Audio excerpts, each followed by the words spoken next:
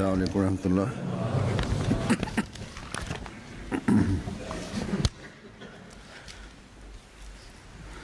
अशहदु अल्ला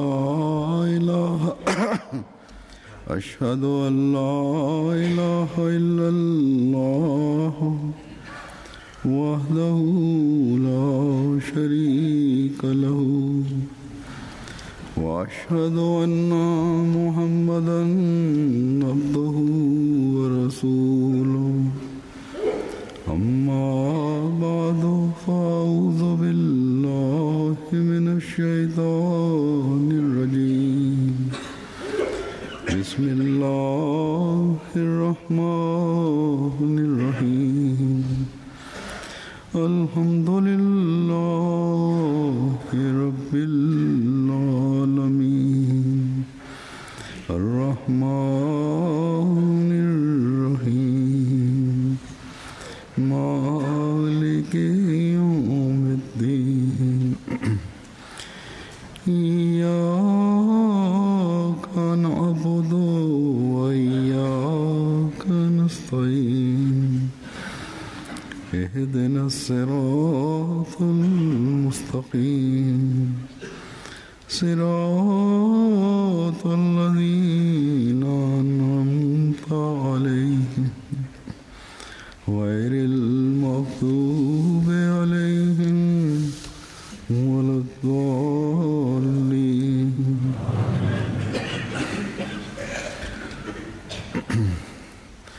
हज़रत मसीह मऊद अलैहिस्सलातु वस्सलाम मुഖേന അല്ലാഹു സ്ഥാപിച്ച ജമാഅത്ത് പൂർവികരുമായി കൂട്ടിച്ചേർക്കപ്പെട്ടു എന്ന മഹത്വം അതിന് നൽകുകയുണ്ടായി. ഇത് ഒരു സാധാരണ മഹത്വമല്ല, ഇത് ഒരു സാധാരണ ജമാഅത്തല്ല. ആയിരക്കണക്കിന് ലക്ഷക്കണക്കിന് സത്പ്രകൃതക്കാരായ മുസ്ലിങ്ങൾ ഈ കാലഘട്ടം പ്രാപിക്കണമെന്ന ആഗ്രഹത്തോടു കൂടി ഈ ലോകത്ത് നിന്ന് വിട പറഞ്ഞു. അതുകൊണ്ട് മസീഹെ മൗദ് അലൈഹിസ്സലാത്തു വസ്സലാമിന്റെ ജമാഅത്തിലേക്ക് ചേർത്തു പറയുന്ന നമ്മിൽ ഓരോരുത്തരും പൂർവികർ പ്രവർത്തിച്ച കാര്യങ്ങളെക്കുറിച്ച് ചിന്തിക്കേണ്ടതിന്റെ ആവശ്യകതയുണ്ട്. അവർ റസൂൽ തിരുമേനി സല്ലല്ലാഹു അലൈഹി വസല്ലമയുമായി ബൈഅത്തിന്റെ ബന്ധം സ്ഥാപിച്ചു. അവിടുത്തെ ഉമ്മത്തിൽ ഉൾപ്പെട്ടവരായി റസൂൽ തിരുമേനി സല്ലല്ലാഹു അലൈഹി വസല്ലമയുടെ തർബീയത്തിന്റെ സ്വാധീന ഫലമായി അല്ലാഹുവുമായി സുദൃഢമായ ബന്ധം സ്ഥാപിച്ചു. ഏതുവരെ എന്നാൽ അവരെക്കുറിച്ച് അല്ലാഹു പറയുന്നു, മൻ യശ്രി നഫ്സഹു ഇബ്തിഗാഅ മർദാത്തില്ലാഹി,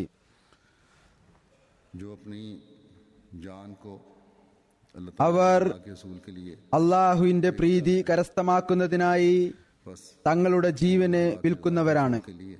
അവർ അല്ലാഹുവിന്റെ പ്രീതി സ്വായത്തമാക്കുന്നതിനായി അല്ലാഹുവിന്റെ കൽപ്പനകളെ അനുധാവനം ചെയ്തു. തങ്ങളുടെ ജീവനെ ക്ലേശത്തിലകപ്പെടുത്തി. അതിന് യാതൊരു പ്രാധാന്യവും നൽകിയില്ല.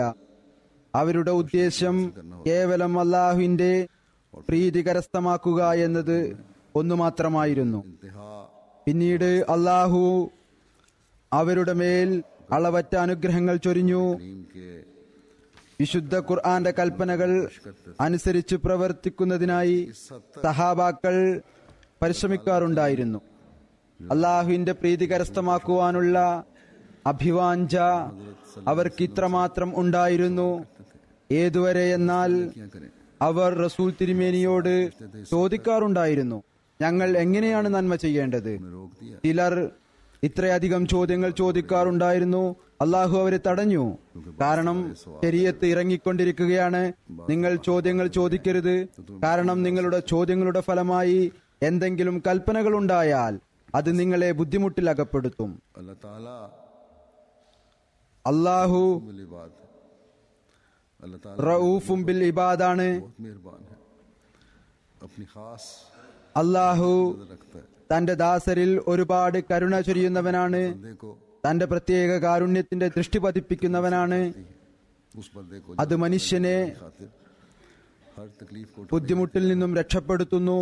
അതായത് അള്ളാഹുവിന്റെ പ്രീതി കരസ്ഥമാക്കുന്നതിനായി എല്ലാ ബുദ്ധിമുട്ടും സഹിക്കാൻ തയ്യാറാകുന്ന ദാസനെ, ताला भी उस पर അവന്റെ കൽപ്പനകൾ അനുസരിച്ച് പ്രവർത്തിക്കാൻ തയ്യാറാകുന്നവനെ അള്ളാഹു അവനിൽ പ്രത്യേകമായ സ്നേഹം പ്രകടിപ്പിക്കുന്നു.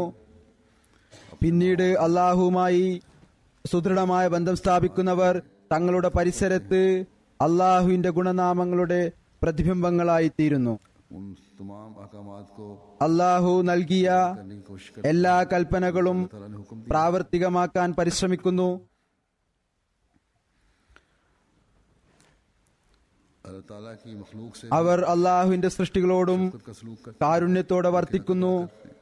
അവരുടെ അവകാശങ്ങൾ നിറവേറ്റുന്നു. इस्लाम है ഈ യഥാർത്ഥ ഇസ്ലാമാണ് का खुदा से ദാസനെ ദൈവവുമായി ബന്ധപ്പെടുത്തി कुलिबात പിന്നീട് സൃഷ്ടികളോടുള്ള ഉത്തരവാദിത്വ നിർവഹണത്തിലേക്കും അവന്റെ ശ്രദ്ധയെ ക്ഷണിക്കുന്നത്.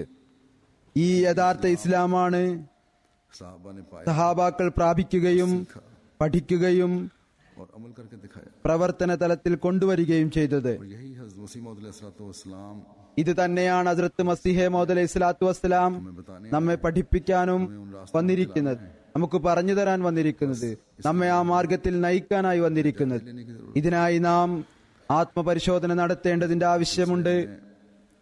ഇതുമായി ബന്ധപ്പെട്ട് ഇപ്പോൾ ഞാൻ നിങ്ങളുടെ മുമ്പാകെ ഹദ്റത്ത് മസീഹെ മൗദ് അലൈഹി സ്വലാത്തു വസ്സലാമിന്റെ पेश करूं ഏതാനും ഉദ്ധരണികൾ കേൾപ്പിക്കുന്നതായിരിക്കും. अपने जायजों की അത് നമ്മെ अपनी हालत ആത്മപരിശോധനയിലേക്കും നമ്മുടെ അവസ്ഥകളിലേക്കും ശ്രദ്ധിപ്പിക്കുന്നതായിരിക്കും. इक्तबास लिया है।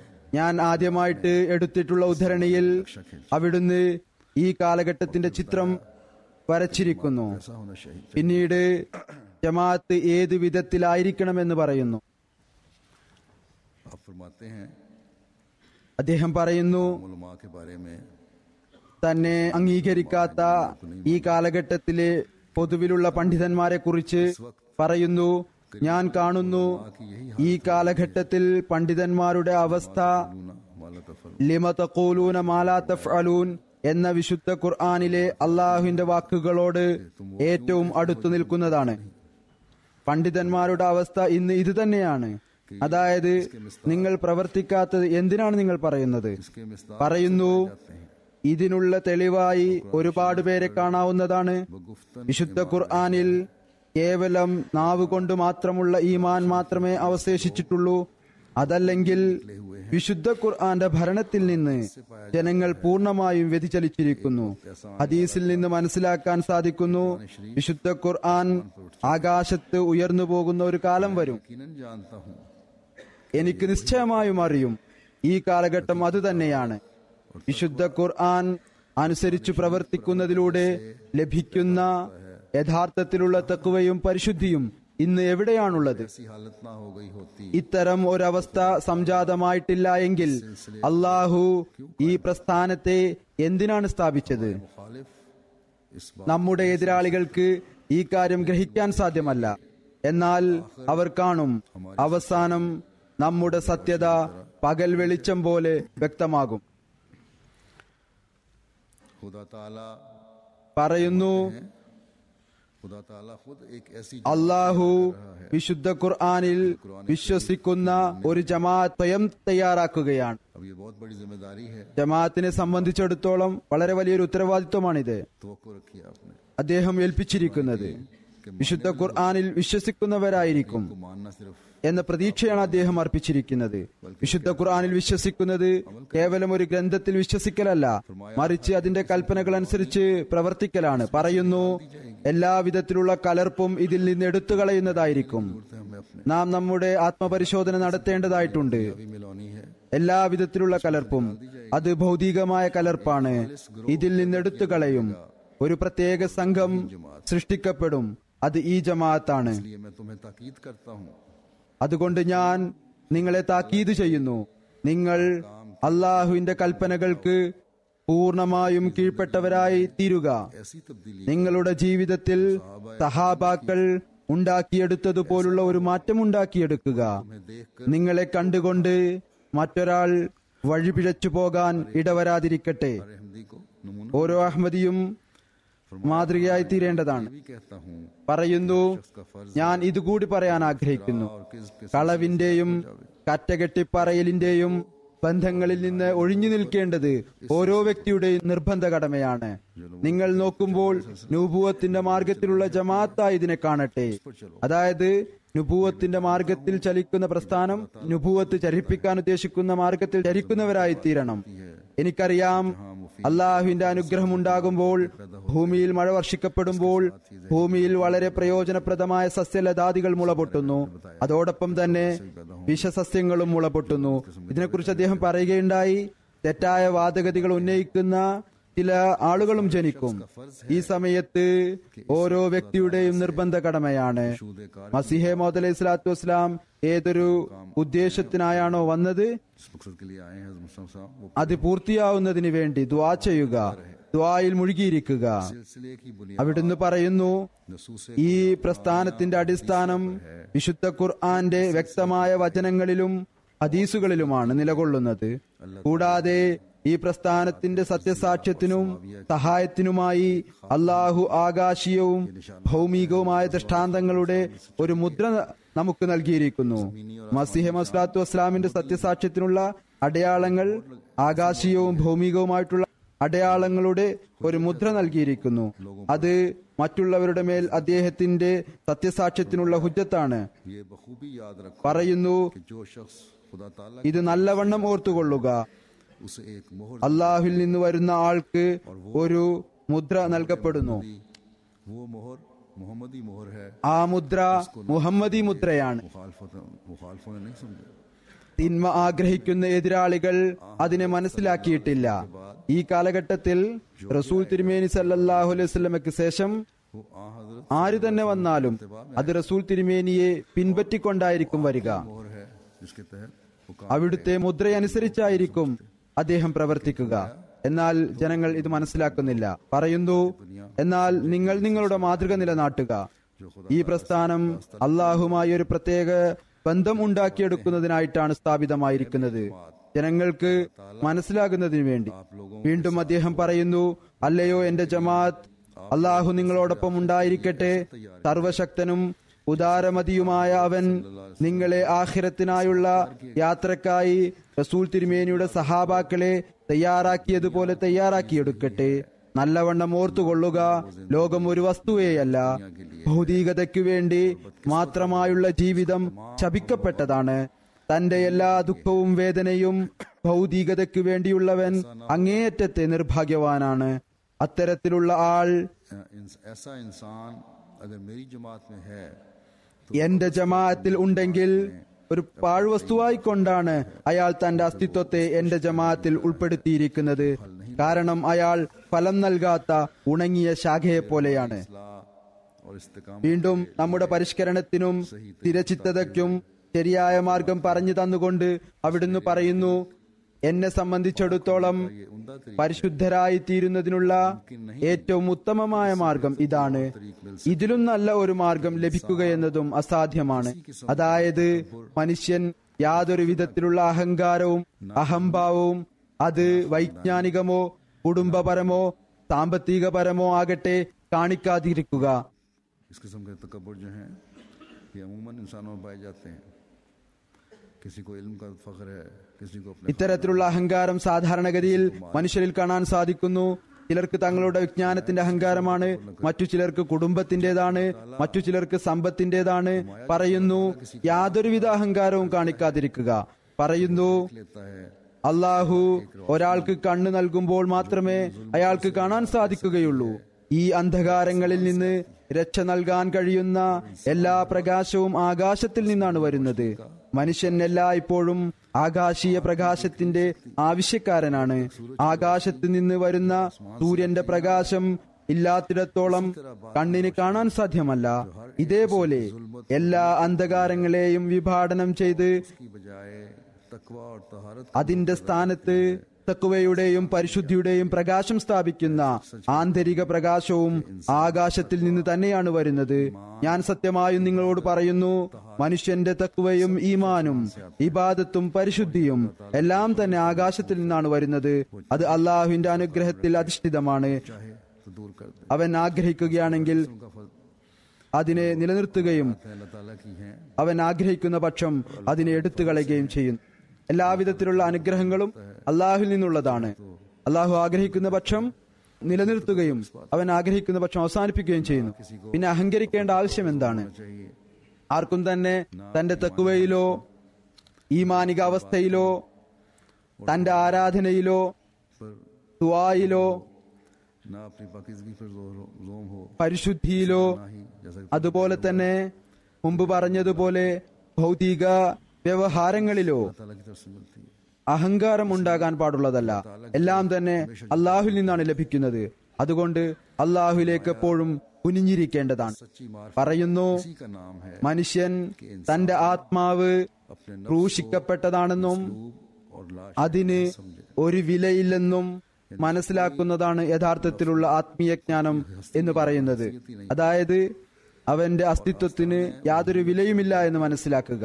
इनके साथ അതുപോലെ തന്നെ ദൈവിക സമക്ഷം വീണുകൊണ്ട് വിനയത്തോടെ അള്ളാഹുവിന്റെ അനുഗ്രഹം തേടുക എന്നതും നഫ്സിന്റെ ആവേശത്തെ കത്തിച്ചു കളയുകയും അന്തരംഗത്തിൽ ഒരു പ്രകാശവും നന്മ പ്രവർത്തിക്കുവാനുള്ള ശക്തിയും पैदा करता है। ചൂടും ജനിപ്പിക്കുന്ന ആത്മീയ പ്രകാശത്തെ തേടുക എന്നതുമാണ്. मिल जावे പിന്നീട് അവന്റെ അനുഗ്രഹം കൊണ്ട് എന്തെങ്കിലും അംശം ലഭിക്കുകയോ അല്ലെങ്കിൽ പിന്നീടൊരിക്കൽ ഹൃദയവിശാലത ഉണ്ടാവുകയോ ചെയ്താൽ, അതായത് ഹൃദയം തുറക്കുകയോ ദുആ സ്വീകരിക്കപ്പെടുകയോ ചെയ്താൽ, फलों के खुलने का, അള്ളാഹുവിന്റെ അനുഗ്രഹങ്ങൾ തുറന്നാൽ बल्कि അതിൽ അഹങ്കാരവും അഹംഭാവവും കാണിക്കാതിരിക്കുക. फिरौतनी और इनकिसार മറിച്ച് വിനയത്തിലും എളിമയിലും കൂടുതൽ പുരോഗമിക്കുകയാണ് വേണ്ടത്. दरवाजे खुलने और इसको एहसास हो जाए कि अल्लाह ताला അതായത് അള്ളാഹുവിന്റെ അനുഗ്രഹം തന്നിൽ വർഷിക്കപ്പെടുന്നുണ്ടെന്ന് മനസ്സിലാകുമ്പോൾ കൂടുതൽ വിനയം ഉണ്ടായിത്തീരണം.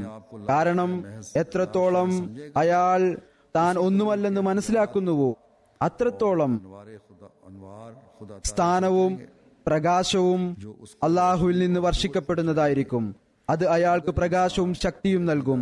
അഥവാ മനുഷ്യൻ ഈ കാര്യം വിശ്വസിക്കുകയാണെങ്കിൽ അള്ളാഹുവിന്റെ അനുഗ്രഹത്താൽ അവന്റെ സ്വഭാവ അവസ്ഥ ഉന്നതമായി തീരുമെന്ന് പ്രതീക്ഷിക്കാവുന്നതാണ്. ലോകത്ത് താൻ എന്തോ ആണെന്ന് കരുതുന്നതും അഹങ്കാരമാണ്. ഈ ഒരവസ്ഥ മനുഷ്യനിൽ മറ്റുള്ളവരിൽ ശാപം ചൊരിയുന്നവരും അവരെ നിസ്സാരരായി ഗണിക്കുന്നവരുമാക്കി മാറ്റുന്നു. फिर दूसरे कोई हैसियत ही അഹങ്കാരമുണ്ടായാൽ മറ്റുള്ളവർക്കൊരു വിലയും കൽപ്പിക്കുകയില്ല.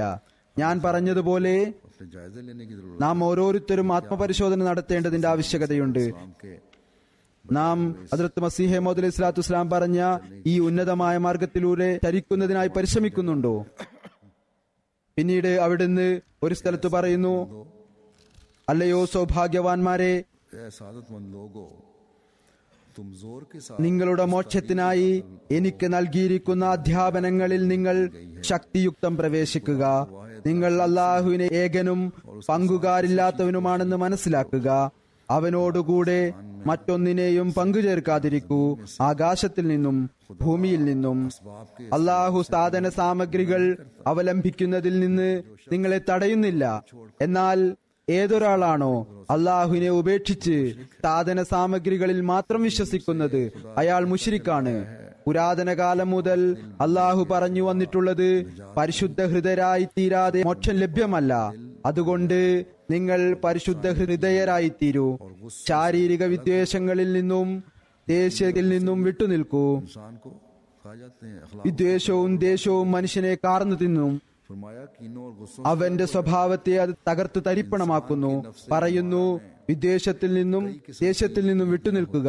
മനുഷ്യന്റെ ദോഷപ്രവണമായ ആത്മാവിൽ വിവിധ തരത്തിലുള്ള മാലിന്യങ്ങൾ ഉണ്ടായിരിക്കും. എന്നാൽ ഏറ്റവും കൂടുതലായിട്ടുള്ളത് അഹങ്കാരമാകുന്ന മാലിന്യമാണ്. അഹങ്കാരമാണ് ഏറ്റവും വലിയ മാലിന്യവും പാപവും.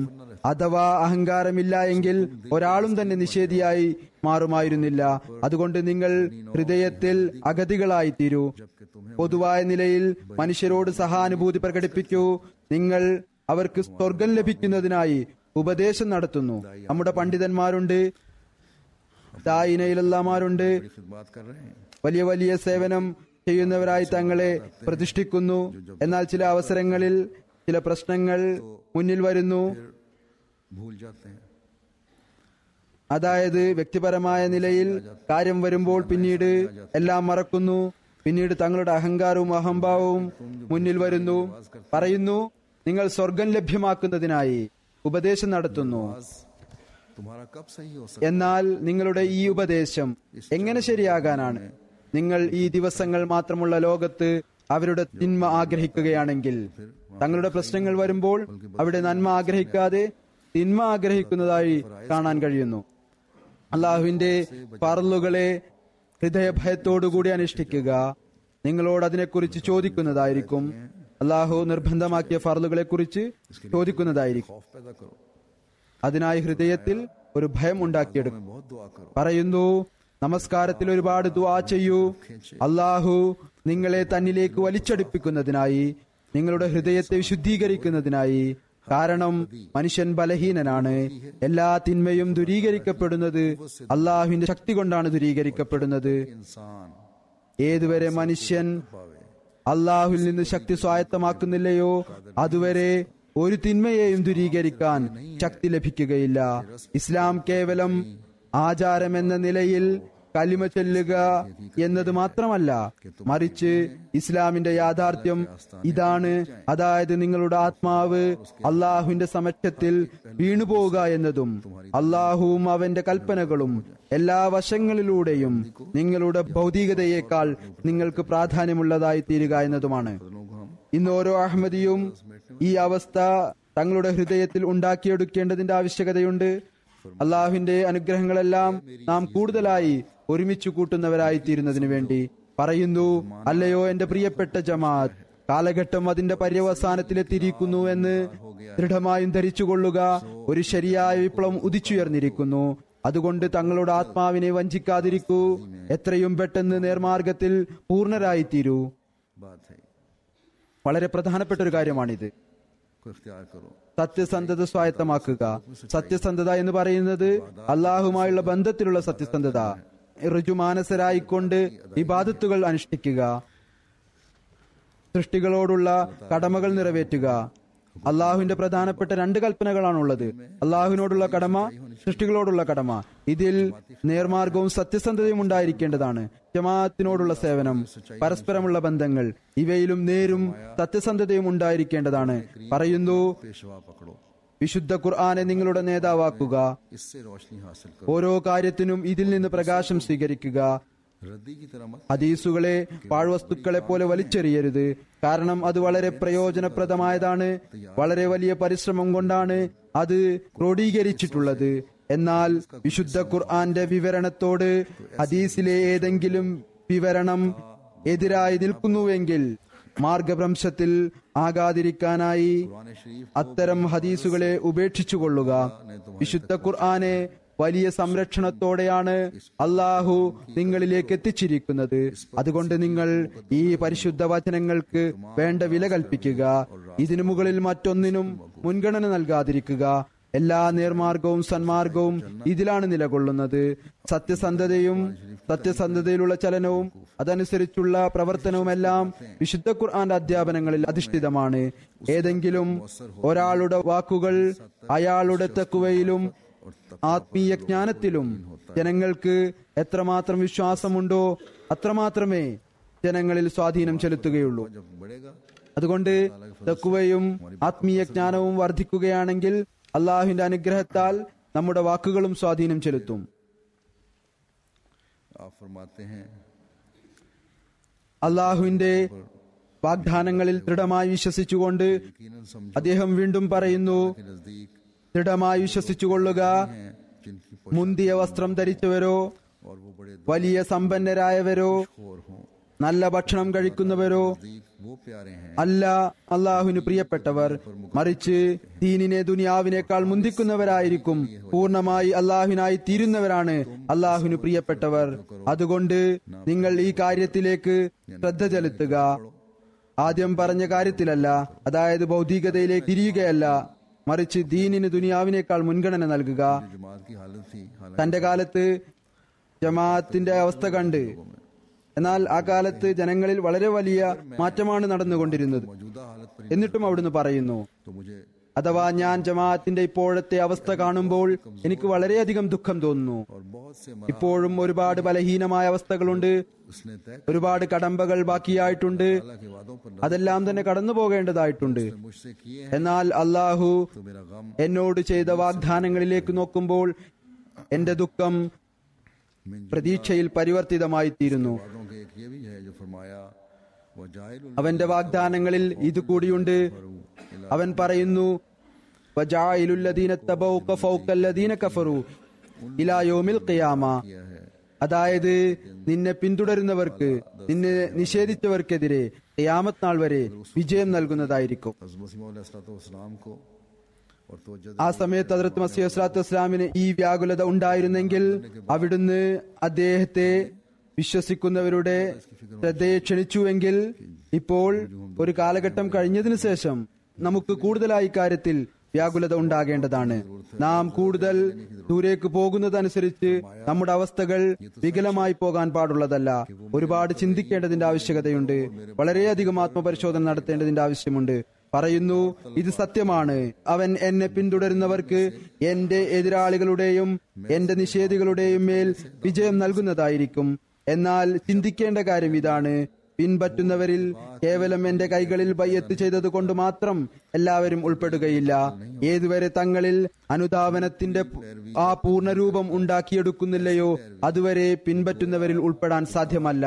പൂർണ്ണമായ നിലയിൽ ഏതുവരെ അനുധാവനം ചെയ്യുന്നില്ലയോ, അതായത് അനുസരണത്തിൽ വിലയം പ്രാപിക്കുന്നില്ലയോ, കാലടിപ്പാടുകളെ പൂർണ്ണമായ നിലയിലുള്ള പിന്തുടരൽ, അതുവരെയും അനുധാവനം എന്ന വാക്ക് പൂർത്തിയാവുകയില്ല.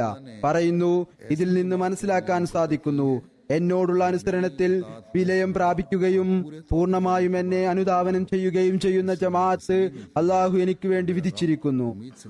അതുമൂലം എനിക്ക് സമാധാനം ലഭിക്കുന്നു. എന്റെ ദുഃഖം പ്രതീക്ഷയിൽ പരിവർത്തിതമായി തീരുന്നു. പറയുന്നു, എന്നിരുന്നാലും അള്ളാഹുവിന്റെ വാഗ്ദാനങ്ങളിലാണ് എന്റെ ദൃഷ്ടി. ആ അള്ളാഹു തന്നെയാണ് എന്റെ സമാധാനത്തിന്റെയും ശാന്തിയുടെയും കാരണം.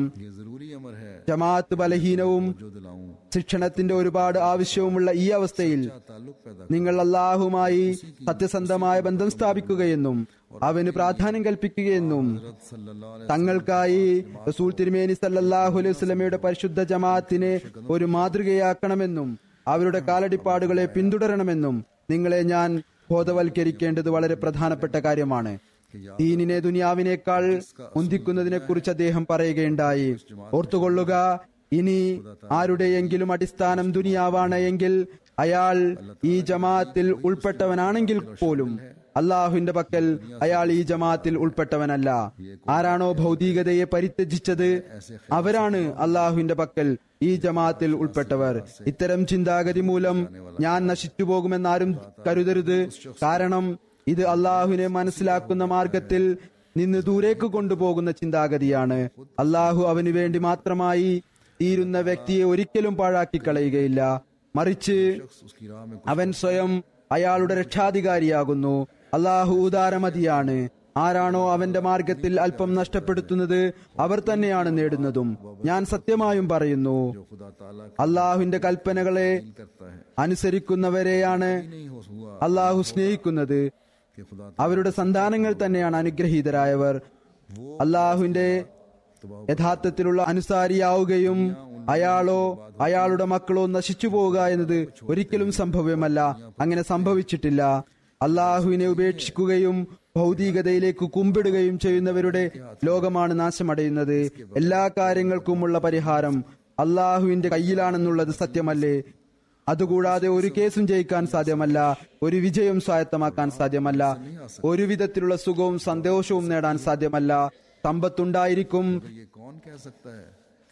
എന്നാൽ മരണത്തിന് ശേഷം അത് ഭാര്യക്കും മക്കൾക്കും പ്രയോജനപ്രദമായി തീരുമെന്ന് ആർക്കാണ് പറയാൻ സാധിക്കുക?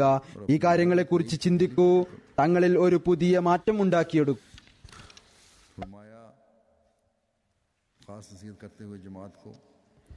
ജമാഅത്തിനെ പ്രത്യേകം ഉപദേശിച്ചുകൊണ്ട് പറയുന്നു, എന്നോട് ബന്ധപ്പെട്ടു നിൽക്കുന്ന നിങ്ങൾ എല്ലാവരോടും അവർ ഏത് മതസ്ഥരായാലും ശരി സഹാനുഭൂതിയോടെ വർത്തിക്കുക. क्योंकि यही ഒരു വ്യത്യാസവും കൽപ്പിക്കാതെ എല്ലാവരോടും നന്മ പ്രവർത്തിക്കുക. കാരണം ഇത് തന്നെയാണ് വിശുദ്ധ ഖുർആന്റെ അധ്യാപനം. വയുത്ഇമൂന തഅമ അലാ ഹുബ്ബിഹി മിസ്കീനൻ വയതീമൻ വഅസീറ. അവർ അവന്റെ പ്രീതി കാംക്ഷിച്ചുകൊണ്ട് അഗതികൾക്കും അനാഥർക്കും തടവിലാക്കപ്പെട്ടവർക്കും ഭക്ഷണം നൽകുന്നു. തടവിലാക്കിയവരായി വരുന്നവരിൽ കൂടുതൽ പേരും നിഷേധികളായിരുന്നു. നോക്കൂ, ഇസ്ലാമിന്റെ സഹാനുഭൂതിയുടെ പാരമ്യത എത്രമാത്രമാണ്. എന്റെ അഭിപ്രായത്തിൽ പൂർണ്ണമായ സ്വഭാവ അധ്യാപനങ്ങൾ ഇസ്ലാമിനൊഴിച്ച് മറ്റാർക്കും തന്നെ ലഭ്യമല്ല. അതിനുശേഷം അവിടുന്ന് പറയുന്നു, ഈ കാര്യം പറയുമ്പോൾ അദ്ദേഹത്തിന്റെ ആരോഗ്യസ്ഥിതി നല്ലതായിരുന്നില്ല. ഞാൻ സുഖം പ്രാപിച്ചതിന് ശേഷം ഒരു ഗ്രന്ഥം എഴുതും, അത് സ്വഭാവത്തെക്കുറിച്ചായിരിക്കും. എന്നിരുന്നാലും തുടർന്ന് അവിടുന്ന് പറയുന്നു, എന്റെ ഉദ്ദേശം എന്താണെന്ന് പ്രകടമാക്കാനും അത് എന്റെ ജമാഅത്തിനായി ഒരു പൂർണ്ണമായ അധ്യാപനമാകാനും ഇബ്തിഗാഅ മർളാത്തില്ലാഹിന്റെ മാർഗം അതിൽ കാണിക്കാനും ഞാൻ ആഗ്രഹിക്കുന്നു. ഈ ദിവസങ്ങളിൽ ചിലരിൽ നിന്ന് ഇത് സംഭവിച്ചു അത് സംഭവിച്ചു എന്ന് കേൾക്കുകയും കാണുകയും ചെയ്യുമ്പോൾ എനിക്ക് വളരെയധികം ദുഃഖം അനുഭവപ്പെടുന്നു. എന്റെ പ്രകൃതം ഈ കാര്യങ്ങൾ കൊണ്ട് സന്തോഷിക്കുന്നില്ല. ഞാനിപ്പോൾ ജമാഅത്തിനെ 2 അടി വെച്ചതിന് ശേഷം 4 പ്രാവശ്യം വീഴുന്ന ഒരു കുട്ടിയെ പോലെയാണ് കാണുന്നത്. എന്നാൽ അള്ളാഹു ഈ ജമാഅത്തിനെ പൂർണ്ണമായ നിലയിലെത്തിക്കുമെന്ന് ഞാൻ ദൃഢമായും വിശ്വസിക്കുന്നു. അതുകൊണ്ട് നിങ്ങളും പരിശ്രമിക്കുകയും പ്രവർത്തിക്കുകയും കഠിന പരിശ്രമം നടത്തുകയും ദുആയിൽ മുഴുകുകയും ചെയ്യുക, അള്ളാഹു അവന്റെ അനുഗ്രഹം ചൊരിയുന്നതിനായി. കാരണം അവന്റെ അനുഗ്രഹമില്ലാതെ ഒന്നും തന്നെ സംഭവ്യമല്ല. എന്നാൽ അവന്റെ അനുഗ്രഹം ഉണ്ടാകുമ്പോൾ എല്ലാ മാർഗങ്ങളും തുറക്കുന്നു. ഹസ്രത്ത് മസീഹ് മൗഊദ് അലൈഹി സ്വലാത്തു വസ്സലാമിന്റെ ദുആയുടെയും ശ്രദ്ധയുടെയും ഫലമായി ഹസ്രത്ത് മസീഹ് സ്വലാത്തു വസ്സലാമിന്റെ കാലഘട്ടത്തിൽ തന്നെ ഇത് പൂർത്തിയായതായി അദ്ദേഹം കാണുകയുണ്ടായി. തന്റെ ജീവിതത്തിൽ തന്നെ തന്റെ സഹാബാക്കളിൽ പരിശുദ്ധമായ മാറ്റം ദർശിച്ചു. ഈ കാലഘട്ടത്തിലും പൂർണ്ണമായിക്കൊണ്ടിരിക്കുന്നു. ജമാഅത്തിന് ചില കാര്യങ്ങളിൽ അള്ളാഹുവിന്റെ അനുഗ്രഹത്താൽ പ്രായപൂർത്തിയായിരിക്കുന്നു. എന്നാൽ കാലം കഴിയുന്നതോടൊപ്പം ചില തിന്മകളും മുളച്ചു പൊന്തുന്നു. അഹങ്കാരം, ഞാൻ വിവരിച്ചതുപോലെ പരസ്പരമുള്ള അഹംഭാവം മുതലായവ ഇത് ചിലയിടങ്ങളിൽ വളരെ കൂടുതലായി പ്രകടമാകാൻ തുടങ്ങിയിരിക്കുന്നു. പരസ്പരമുള്ള കേസുകൾ, കലഹങ്ങൾ, വിദ്വേഷങ്ങൾ അധികരിക്കാൻ തുടങ്ങിയിരിക്കുന്നു. ഇതിലേക്ക് നാം ശ്രദ്ധിക്കേണ്ടതായിട്ടുണ്ട്. നാം അദ്ദേഹത്തിന്റെ യഥാർത്ഥ ജമാഅത്തിൽ ഉൾപ്പെട്ടവരാണെന്ന് അവകാശപ്പെടണമെങ്കിൽ നാം നമ്മുടെ അവസ്ഥയെക്കുറിച്ച് ഓരോ നിമിഷവും ചിന്തിക്കേണ്ടതായിട്ടുണ്ട്. അവസരോചിതമായി നമ്മുടെ സ്വഭാവം വെളിപ്പെടുത്തുന്നില്ല എങ്കിൽ പിന്നെ നമ്മുടെ അറിവ് എന്തിനു വേണ്ടിയാണ്? ഹദ്റത്ത് മസീഹ് മൗഊദ് അലൈഹി സ്വലാത്തു വസ്സലാം പറഞ്ഞതുപോലെ, നിങ്ങൾ മറ്റുള്ളവരെ ഉപദേശിക്കുന്നു, തബ്ലീഗ് ചെയ്യുന്നു, എന്നാൽ അവസരം വരുമ്പോൾ നിങ്ങളിൽ നിന്ന് ഈ പറയുന്ന കാര്യങ്ങൾ പ്രകടമാകുന്നില്ല. നിങ്ങളുടെ അവസ്ഥകളിൽ നിന്ന് ആ കാര്യങ്ങളൊന്നും പ്രകടമാകാൻ തുടങ്ങുന്നില്ല.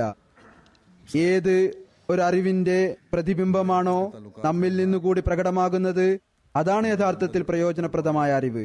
നമ്മുടെ പരസ്പര ബന്ധങ്ങളിൽ നമ്മുടെ അകവും പുറവും ഏതുവരെ ഒരേപോലെ ആയിത്തീരുന്നില്ലയോ അതുവരെ നമ്മുടെ അറിവ് നിഷ്പ്രയോജനമാണ്. ഇന്നത്തെ കാലഘട്ടത്തിൽ ജമാഅത്തിനോടുള്ള എതിർപ്പ് അതിന്റെ രൂക്ഷതയിലെത്തിയിരിക്കുന്ന ഈ അവസ്ഥയിൽ നാം ഓരോ ചുവടിലും നമ്മുടെ വ്യക്തിപരമായ ആഗ്രഹങ്ങളും അഹംഭാവവും ഉപേക്ഷിച്ചുകൊണ്ട് ഒന്നായി നിലകൊള്ളുന്ന ഏറ്റവും ഉത്തമമായ മാതൃക നിലനിർത്തേണ്ടതായിട്ടുണ്ട്. ഹദ്റത്ത് മസീഹ് സ്വല്ലല്ലാഹു അലൈഹി വസല്ലം പറഞ്ഞതുപോലെ, അള്ളാഹു ഈ ജമാഅത്തിനെ സഹാബാക്കളുടെ മാതൃകയിൽ ചലിപ്പിക്കാനാണ് ആഗ്രഹിക്കുന്നത്. അള്ളാഹു നമുക്ക് അതിനുള്ള തൗഫീക്ക് നൽകുമാറാകട്ടെ. കഴിഞ്ഞ ജുമായിൽ ഖുത്ബ സാനിയയിൽ ഞാൻ അല്പം ദീർഘനേരം ചുമച്ചതുകൊണ്ട് ആളുകൾ ഒരുപാട് വ്യാകുലചിത്തരായി. ഒരുപാട് കത്തുകളും ഫാക്സും വന്നു. ഞങ്ങൾക്ക് കാത്തിരിക്കാൻ കഴിയില്ല എന്നെല്ലാം എഴുതിക്കൊണ്ട് അറബ് രാജ്യങ്ങളിൽ നിന്നും മറ്റു സ്ഥലങ്ങളിൽ നിന്നെല്ലാം. അതോടൊപ്പം തന്നെ മരുന്നിന്റെ കുറിപ്പടികളും ഇത്രമാത്രം വന്നിട്ടുണ്ട്. അഥവാ ഞാൻ അതെല്ലാം കൂടി കഴിക്കുകയാണെങ്കിൽ കൂടുതൽ രോഗിയായിത്തീരും. എന്നിരുന്നാലും ജനങ്ങൾ തങ്ങളുടെ ഭാഗത്ത് നിന്ന് നന്മ ആഗ്രഹിച്ചു. അള്ളാഹു എല്ലാവർക്കും പ്രതിഫലം നൽകുമാറാകട്ടെ. ഇതെല്ലാം സാംക്രമിക രോഗങ്ങളാണ്. അത് അതിൻ്റെതായ സമയമെടുക്കും. ഞാൻ സ്വയം ഹോമിയോപ്പതി ചികിത്സ ചെയ്യുന്നുണ്ട്. അതുകൂടാതെ ഡോക്ടർമാരിൽ നിന്നും അല്പസ്വല്പമായി ചികിത്സ ചെയ്യുന്നുണ്ട്. അള്ളാഹു അനുഗ്രഹിക്കട്ടെ. ദുആയിൽ ഓർക്കുക.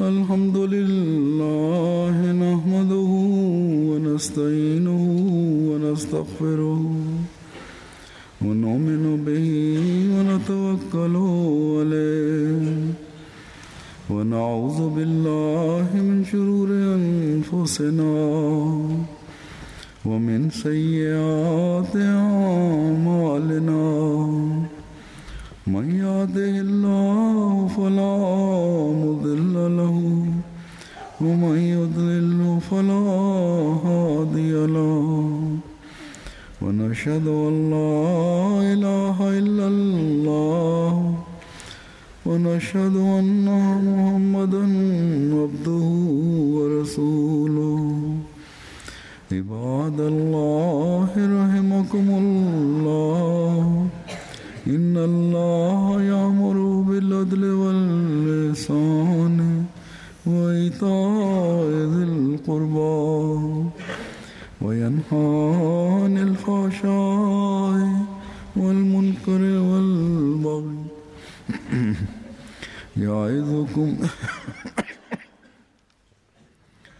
يعظكم لعلكم تذكرون اذكروا الله يذكركم وادعوه يستجب لكم ولذكر الله أكبر